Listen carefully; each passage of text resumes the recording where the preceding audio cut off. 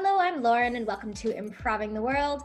I'm an international improviser based in Hong Kong and I talk to amazing women of improv all over the world. Today, I talk to Amy Shostak. She is a Canadian improviser based in Vancouver and we talk about her workshop, which is called Women Center Stage. This is for those who are ladies or identifying as such, and you find yourself on an improv stage constantly being the mother, stripper, baker.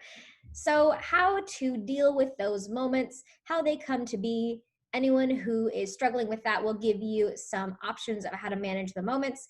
And also for people wanting to be an ally, I invite you as well to listen to this. I hope that you enjoy. Hello. Hello. Thanks for having me. Thank you so much for joining. You are an improviser and also the director of the Vancouver Improv Fest. Mwah! Va bene. We today are going to talk about a workshop that you teach, Women Center Stage. First, a little bit of foundation for everyone. When you get people together for this workshop, who you're bringing into the room and how you start by creating a safe space so that you can really delve into all the stuff you're going to get into. This workshop is open to all women as well as non-binary folks. The description says we welcome women, anyone who identifies as a woman or identifies with the struggles of womanhood. That might be people who are non-binary but who have been socialized as women or who present as women. So they all come into the room, and one thing we do to start is talk a little bit about our experiences. I invite folks to share their pronouns if they're comfortable doing so, and we do a check-in about why we're all there, and usually there's a lot of themes that come up, a lot in common that folks say. Is it very much different for those across the spectrum who were raised as women and identify as such still versus those who are maybe going through a change or experiencing life from a different perspective? I think it's important to remember that gender is a construct. It's a social construct. People are coming with really different experiences. I like to acknowledge off the top of the workshop that I'm a cisgendered white woman and I have a lot of power. Even though there's moments in my career and in my improv life that I felt like I didn't have a lot of power. Just a reminder that yes, we may have common experience, but people of color, trans people, they generally have a much more difficult experience and a much more challenging time getting into improvisation spaces. Okay, and so the workshop that you're doing, the intention behind it, if I understand correctly, is that we're really trying to look at, unpack, and navigate through going forward challenges, these patterns that we experience in an improv space. You get up on stage and maybe you feel like you're often put into certain roles, or you have moments where you kind of freeze and go, I don't know what to do right now. The goal of creating the safe space and having this open discussion at the beginning is to then get everyone cozy so that when we do some sharing and get through stuff, we kind of all feel like we understand each other. Totally. And I would say that I don't really believe in safe spaces. I believe in safer spaces. We can make a space safer, but that doesn't guarantee that something bad isn't going to happen. The dialogue is really the way to keep that going. And I always like to say at the start of the workshop, you don't have to share anything you don't want to share. Even if someone asks you a question, you can be like, I'm going to pass on that one. That's really important because I think in improv, people have the idea that we're all so open, so creative, and there's just no boundaries, but sometimes it's important to set boundaries in order to keep yourself safe. And I've had many discussions about yes and, how it can be a really fantastic and beautiful concept, and equally it can be something that leads to yes anding yourself into an uncomfortable space. We can take that off of the stage and into just a conversation and look at it in that context where you ask me something and I'm an improviser and you're an improviser, so I feel like I have to yes and just tell you whatever you asked me. But there is, of course, an allowance because I'm a human that I can say, no thanks, not interested in this one. Starting with that, even as a power place, I own what it is that I choose to voice. For sure. The yes and conversation is so rich and interesting. And one thing that I always think about is when someone makes an offer that is playing with power. So if someone's a bully and they say, give me all your lunch money, I have a choice in that moment. I can say, yes, okay, here you go, Biff, like here's the lunch money I always give you. Yeah. Or I can say, no, today's the day I'm going to stand up for myself. And that is a yes and of your offer. That's me listening to your offer and making a choice that builds on it. And even though I'm saying no, that's a more exciting story, I think, than just always lowering our status and saying yes and. Right. So you get in a room, we have a conversation, everyone feels like they kind of know what's going on and where we're going with this. Now you invite people to share and voice, if they want to, stories about moments when in an improv context they felt powerful or powerless. You can leave names out of it or whatever you like. Tell me what you're hearing. Moments when we feel powerful are moments when we feel confident, our ideas are getting listened to, we feel like we're in flow and we're able to really let our impulses go. That's a general theme of the powerful stories. I think we feel powerless when we're not being listened to, our ideas are being put secondarily or pushed aside, or maybe we're not even being fully acknowledged as a character on stage. When I started improvising in the early 2000s, I was part of a group that was predominantly white cisgendered men. You know, God bless them, they were lovely guys. It's not to say that they weren't generous, caring improvisers, but because of our socialization, at least in North America, they're louder, they're faster, they're more aggressive. There were situations where I would get off stage and be like, oh, I was endowed as a girlfriend and a wife and a mother. And those are all great roles and important roles that need to be on stage. But I didn't get to express the stories of those people. I was there as an accessory to another story. So really,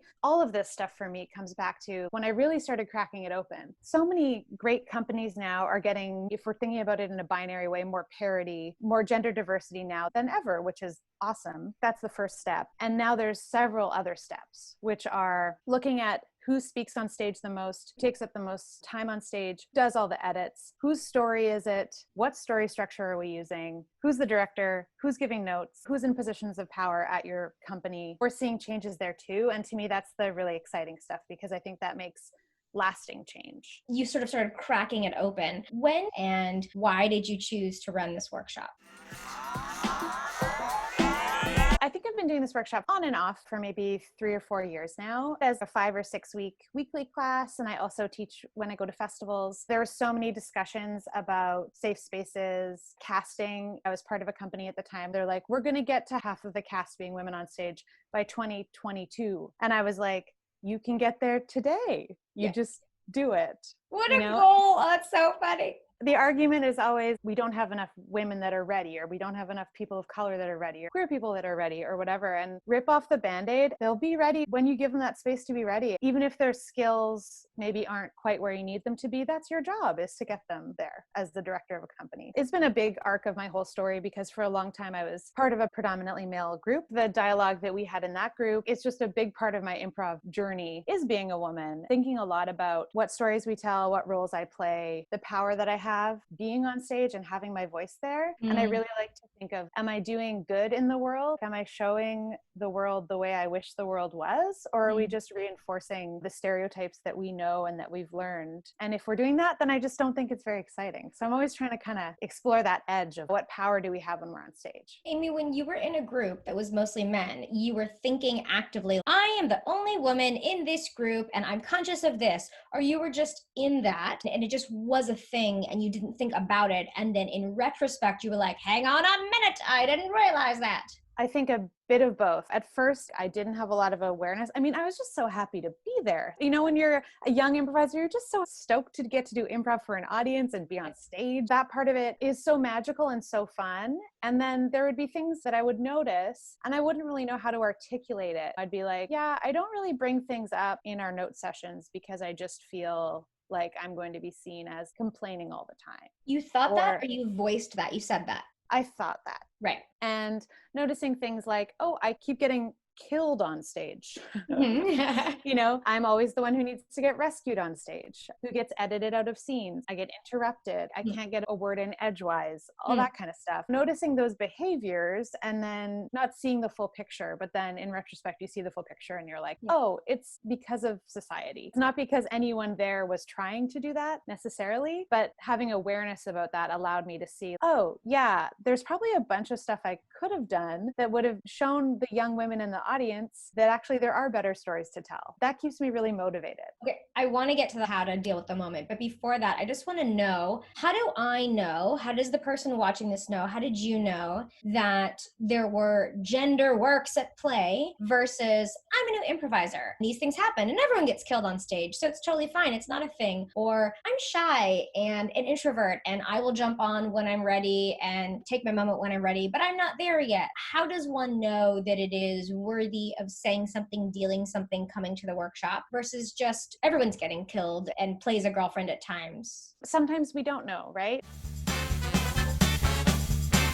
I've met lots of women in my workshop actually that start by saying, it's not a problem at my theater. I don't see it, but I'm curious to be here and I'm curious what you have to teach. And by the end, they're actually like, it is happening at my theater. I didn't even notice it was happening to me. Sometimes we don't know, and that's okay. We don't need to make anyone feel bad for not noticing these things. Just being aware. For me, one thing I always think about is I was super shy in high school when I started improvising. Inside all of us, there's a part of us that wants to be creative and be seen. And that's kind of why we start improvising. Or maybe we don't even want to be seen. We're so shy, but we are really curious about impulse and being in the moment. I think it's just socialize the class clown and boys will be boys and all that stuff. Those very silly things that I hope we're destroying now. Those spaces aren't really held for women. At least when I grew up, there wasn't really female class clowns. In my junior high and my high school, we come out of that in a place where we're just socialized in different ways. It makes sense to me that at the time it was a very masculine dominated space. Noticing those behaviors, watching a show, and even if we have a cast that is gender diverse, who's speaking the most? Is someone interrupting someone? Who's downstage center the most? In most shows, we're going to see that those are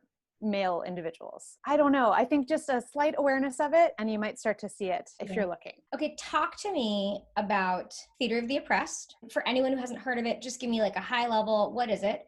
And then furthermore, you integrate this in your workshop. So what does that look like? What are you doing using it?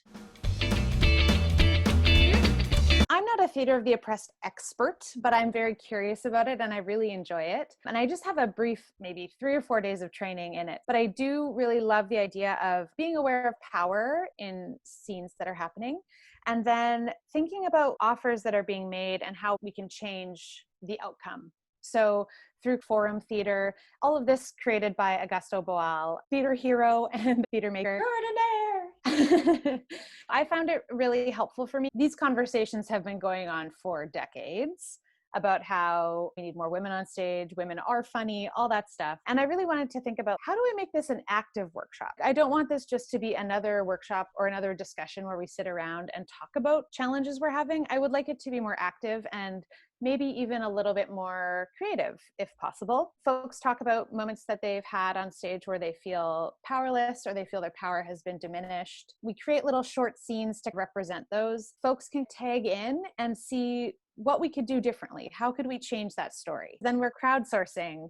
How can we deal with this in the moment? And I find it super helpful and inspiring to see how all of our brains come together and think about what are some other things we could do when this happens. Right. Someone's reenacting a scene they did. It was the bully and the person being asked for their lunch money and everybody's watching. And then someone says freeze, they jump up and they tag out maybe the bully and they reply in a different way. And then people can tag, and we kind of run through all the options. Is that right? Yeah. And in this situation, it would be something improv based that we're seeing. So we might reenact a scene where one improviser keeps interrupting the other one. And once we see the first scene, we always talk about, so what behavior are we seeing here? And it's really interesting because sometimes folks say we're seeing interrupting and sometimes, oh, we're seeing cruelty or we're seeing negation. We might see different stuff there. Then we usually ask the person whose experience it was, so what was it you're trying to show us? Let's say it's interrupting.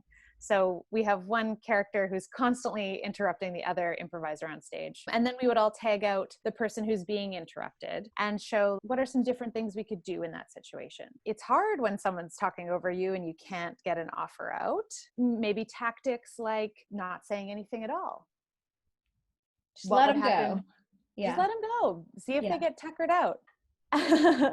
Techniques like even breaking the scene and just going, hey, you're interrupting me. That's something that we never see that could be quite powerful. Other things like narration. So if you step forward and said, and he talked and talked and talked through the night, and his words carried all through the town. The next day, the wife was talking to her mother. That would help us circumvent that. And one thing we always talk about too is how do we balance dealing with that and also being good-natured? So we don't always want to be scolding. We can be, absolutely. There's things that deserve scolding and there's things that maybe don't deserve scolding. Sure. And how do we play with that and keep the audience on our side too? One example that always comes to mind for me is I was doing a festival and I was very last minute put in a duo with a gentleman because his partner couldn't make it. We're doing a show and he called me a cunt in a scene, which is like, at least I know in some places that's not a super bad word, but in Alberta, at least where I'm from, the audience was actually like, and also because the audience there, I'm from there and they know me. So they're a bit taken aback.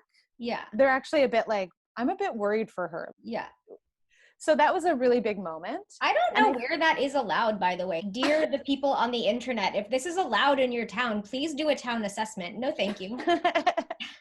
So I think if I was a younger improviser, I would have just been shocked and I would have been like, let's just move on. I just want to move through this moment, and just move away from it. As a good improviser, you know that when you get a reaction from the audience, that means something's happening. Let's use it. Let's explore it. We edited and I was playing another character now. And I was talking to him and I said something like, I can't believe you called her that. And the audience was just like, yeah. I was like, no one says that word here. No one says that word. And it just was really playful and still light and fun.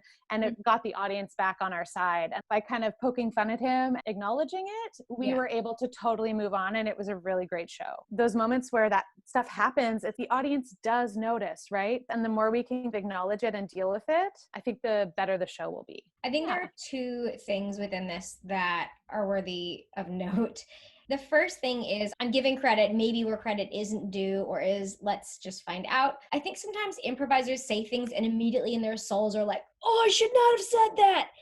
And because they're improvising and you just never know what's in the recesses and what they heard and saw that day, they say something. They too want to rectify the moment. And so to what you said, not just constantly being in a scolding state, but being in more of a discussion and how to move forward state is important. So if someone is a total butt face, let's deal with that and not improvise with them again. But if they aren't and they've said that, and they're staying in character, but inside they're like, oh, I did not mean that. I'm so sorry, Amy, and Amy's character. Then it's worth managing that. The other thing that you talked about is if you were the improviser in the body that you were in another lifetime, you would have done something and now you did something different. We talked about being stepped over and having a charged word suddenly be stated or foisted upon you. Give me some of the key, this is the challenge, this is the solution, or a selection of solutions that you've seen be really successful so that maybe if someone wants to just like, yoink, I'll try lifting and shifting that one next time. One that often comes up is being sexualized all the time. Someone endowing you as you're a dominatrix, you're my wife, so I can boss you around in a sexual manner. There's a lot of really interesting stuff there. If I was a younger improviser, I would just be like, okay. And there would be like this horrible feeling of, I don't want to, that's the worst thing ever. When someone is saying yes and, but their body and emotions are saying no, that is the worst feeling in the world for me, to watch an improviser being like, I am a dominatrix, and they hate it so much. I sort of actually have this morbid curiosity to see this dominatrix who doesn't want to be a dominatrix with her sad whip, like, totally. I agree. It's fun if you know it. Yeah. And you know how to play it and you're playing it and having fun with it. I love that choice too. Yeah. But if you're actually like, yeah, okay, but we can tell you hate it, it's just like, ugh. For that one, there's lots to play around with there. One example I've seen is woman, get down on your knees, for example. We got choices there. Brought to you by the town who says cunt. Totally.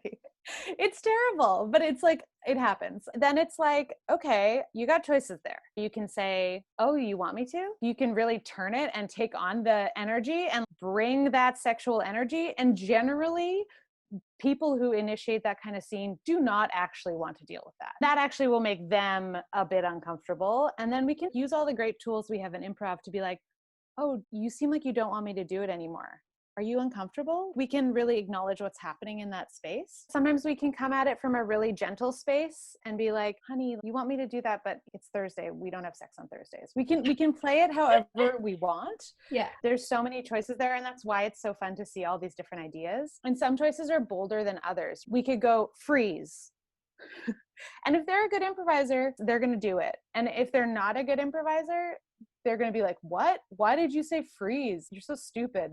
And then we're fully just in a match now. I had a show where it was a short form show and I was performing with a new performer again. We had 3 scenes together and I was killed in every scene. One of them was a fairy tale, so it made sense that that happened. And others, it was just a bit inexplicable. Mm-hmm. And at the time I was just like, I don't know what to do. But I think it's important to remember that you do have power and you can make a choice there. It's a risk and it takes a lot of bravery to do it. Remembering that half of our audiences generally are women. Their eyes are on it too.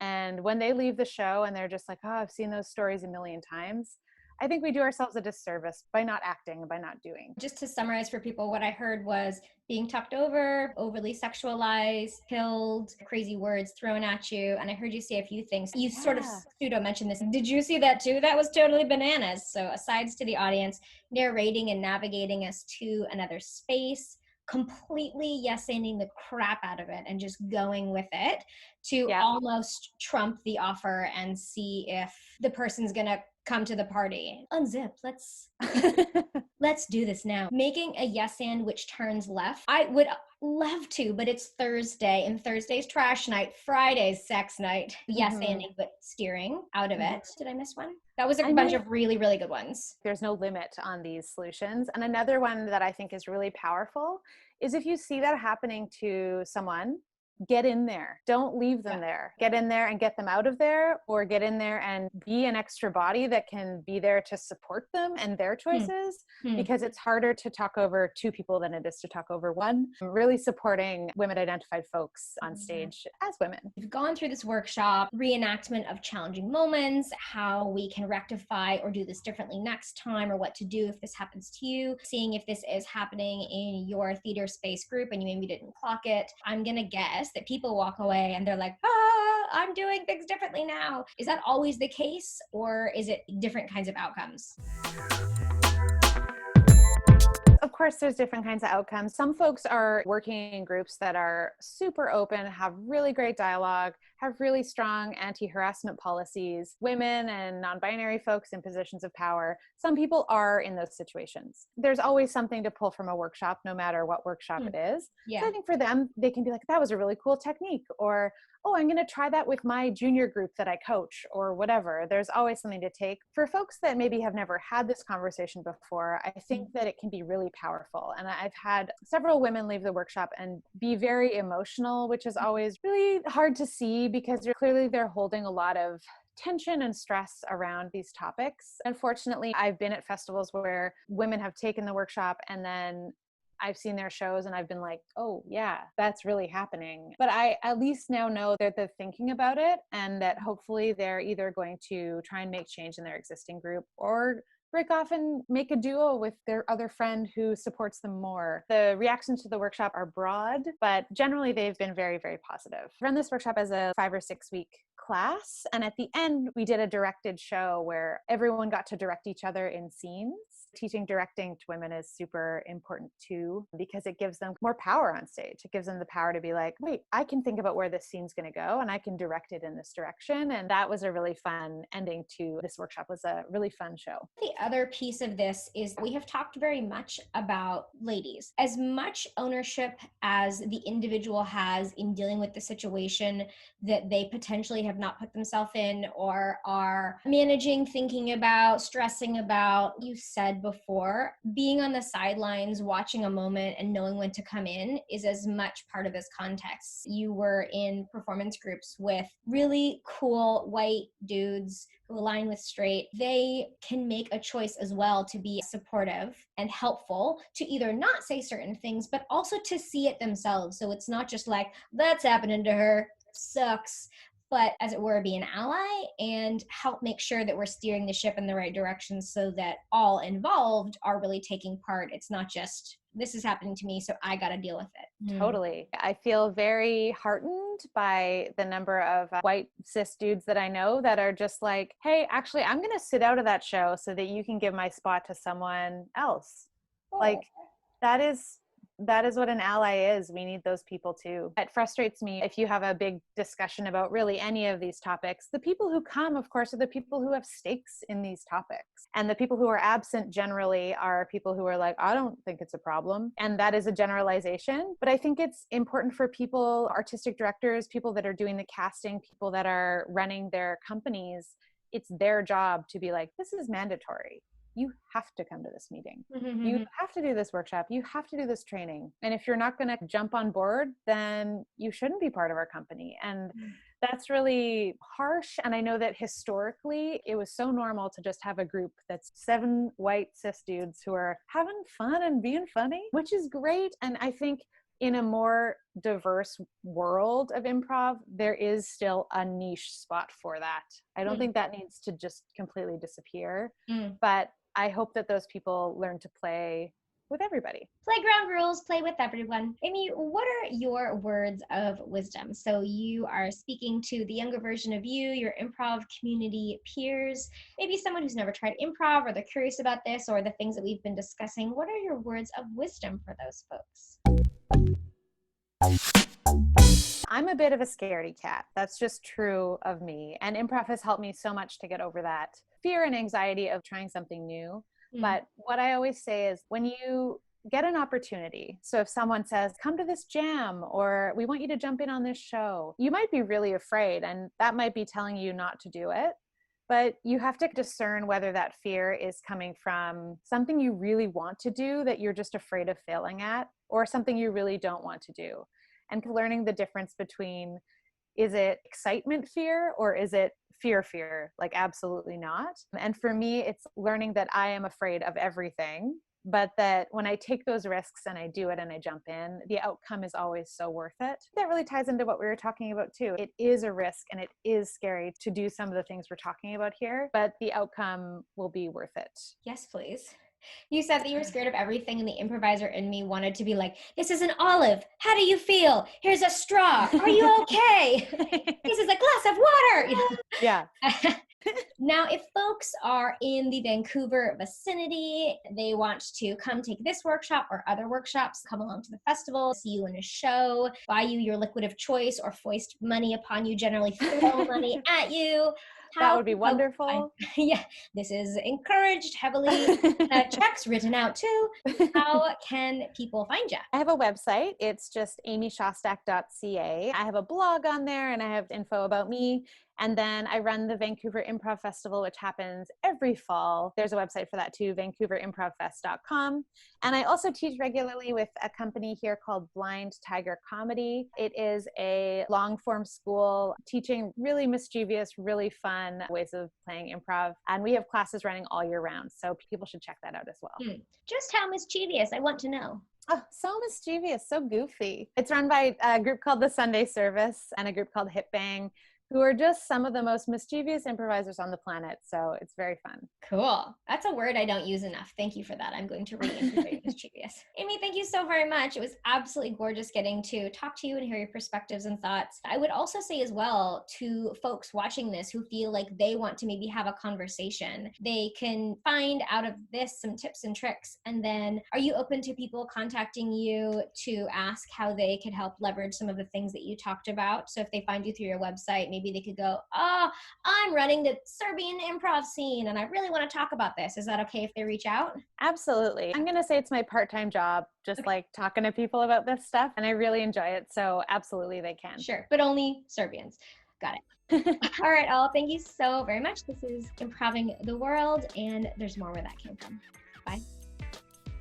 So, did you love the video? If you did, please say kind and wonderful things in the comments down below. And you could subscribe if you're feeling sassy, and look for more Improving the World. Thanks.